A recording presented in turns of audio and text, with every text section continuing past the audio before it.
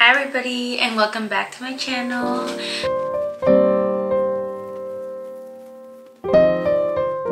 If you've ever encountered something as an artist where you feel like you haven't been able to create or have been stopping yourself from creating or whatever it is, this is going to be that push through, and we're going to learn from great artists what it is that they did, maybe borrow some of their techniques in our paintings. You just really take the time to learn and really take the time to dissect what it is that artists were doing before us. I'm a surreal artist. I use the female body a lot in my paintings, and in three of my recent paintings, I've kind of found myself stomped. I kind of find myself stopping when I need to figure out how to incorporate the female body in.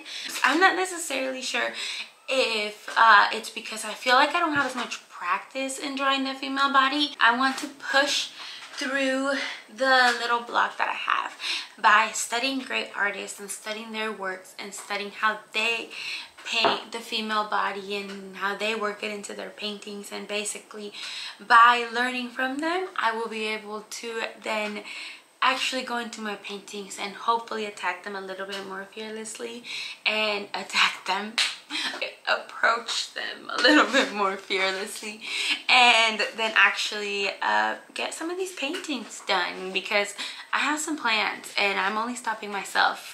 This is the paper that we're going to be using. First is going to be The Birth of Venus by Sandro Botticelli. And so what I'm going to do is probably take these papers and cut them, because I don't need the whole paper. Let's get to painting. Let's get to painting. You can really learn a lot from taking the time to replicate art. One of my favorite tools for replicating art is going to be Procreate. I use Procreate to swatch and to kind of get a feel for the scene, the colors, the space, all of that. So Procreate is such a great and helpful tool when it comes to recreating paintings. For my palette, I'm using Yellow Ochre, Burnt Sienna, Phthalo Blue, Titanium Yellow, Titanium White, and Primary Magenta, while keeping the tones and the colors of the whole painting very muted. These are actually the same colors that I use to make the skin tone, the blue of the background, the blue of the ocean, the green of the island. Almost all of the colors in this painting are created with these tones.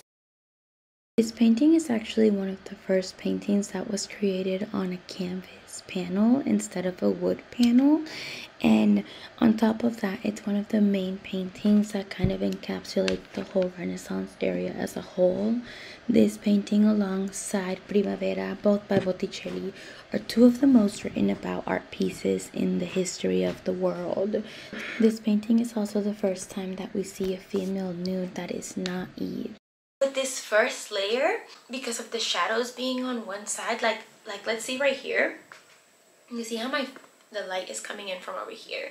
So this whole part of my body is lit, and then this whole part of my body is dark. That's kind of how the painting is, and it helps a lot with depth and perspective, and like it just helps a lot with like even one layer of paint. It looks really like clean almost. I don't normally do that for my paintings. I normally like don't focus too much on like the light. Like I could paint something that's like this where it's like light in the front, and when you paint something like this, it helps create a lot more depth because of the difference in the color. So that's something I'll be taking note of in the future, but for now, let's paint. Let me take you back to the Renaissance period and Sandro Botticelli's paintings. So in the Renaissance period, most of the art that we were getting had to be commissioned by really wealthy and rich families.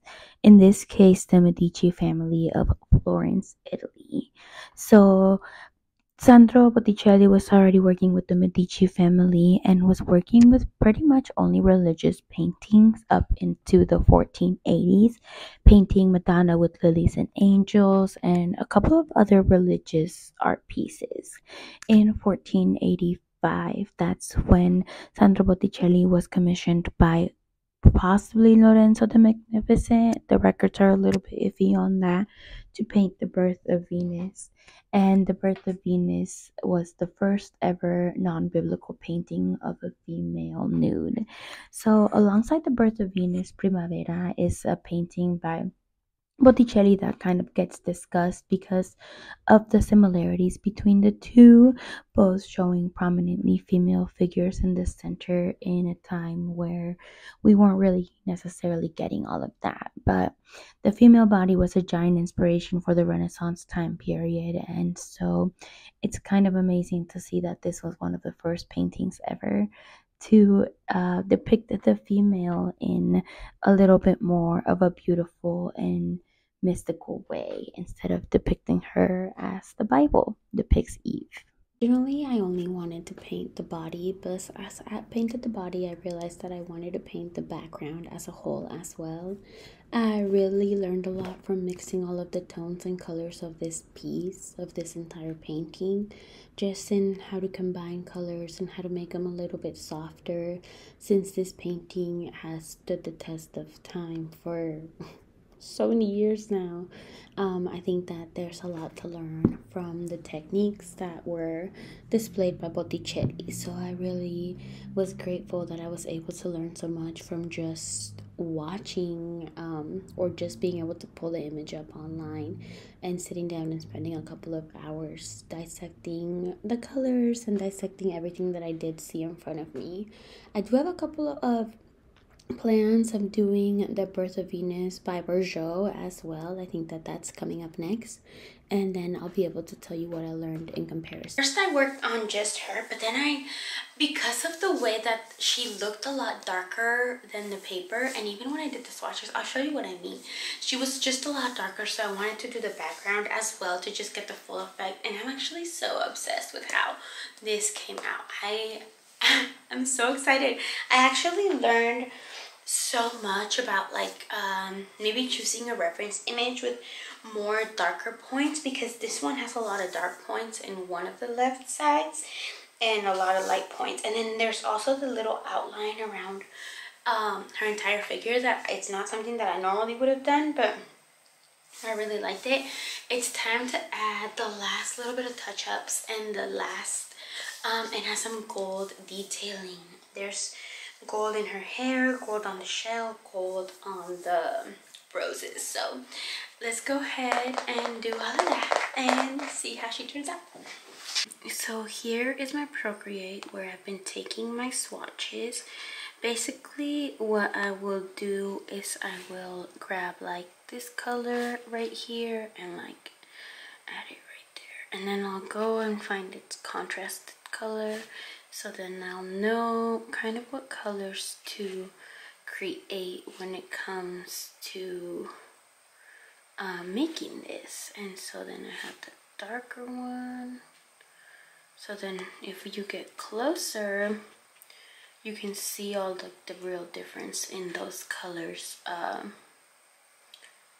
little bit better. So this was the last day that I worked on the painting, and I think that this might have been my third time working on the painting at about 1 to 2 hour periods each time.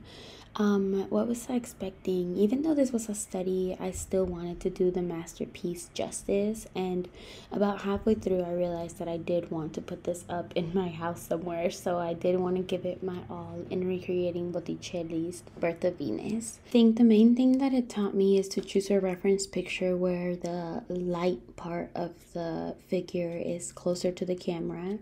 And I think it also taught me to not necessarily be so afraid of how it fits into the background. In Botticelli's paintings, she seems to kind of just sit on top of the painting, and I think that the fact that that withstood the test of time and that we can appreciate it for the beauty that it is without thinking too much about how it is that she fits into her landscape is really encouraging to artists to continue painting and continue trying new things. I hope that you were able to learn a couple of things alongside with me, and I hope that if you were struggling with artist block, you pulled out one of your favorite images of all time and maybe gave it a shot at recreating it.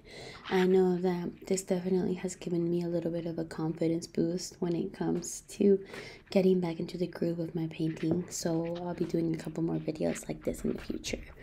Let me know if there's any artists that you would like to see me try to recreate, and I will see you in the next one. Thank you to my patrons, as always: M. Godwin, Kia Leek, Sabrina Sue, Angela Contreras, Alexa Buccio, Francine Barrera, and Amanda Cecile. Thank you.